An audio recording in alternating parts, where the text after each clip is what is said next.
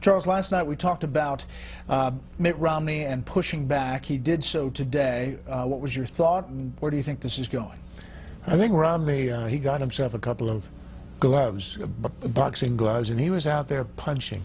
I think he actually used the word liberal, and he went after Obama hard on this proposal, the usual argument.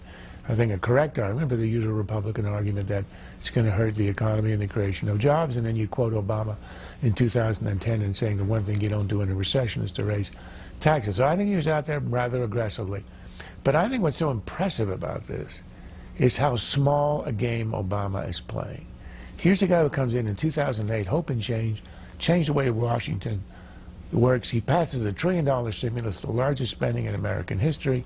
He does a health care bill that is 1/6 of the U.S. economy. He attempts cap and trade, which would control the energy industry. He does Dodd-Frank, which regulates finance. It's a guy who wants to change America, says so.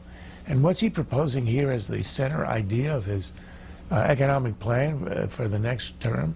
A partial extension of tax cuts for 1 year on part of American people. To be fair, they are saying that this gives them the time to negotiate the tax reform over the long haul. That is what the White House is saying today. That's what they say, and it's the same stuff that you've heard. The guy's had a term in office. If he wanted to do tax reform, he could have done it. He appointed a commission, a debt commission, that in 2010 recommended exactly the kind of tax reform he now says he wants. What did he do? He walked away. He spurned it. He didn't do a thing on it. It's Republicans. It's Paul Ryan and others who are proposing tax reform. So he says, oh, yes, we'll do tax reform in the future. That's the way he says, we'll do spending now and we'll cut back on spending in the future.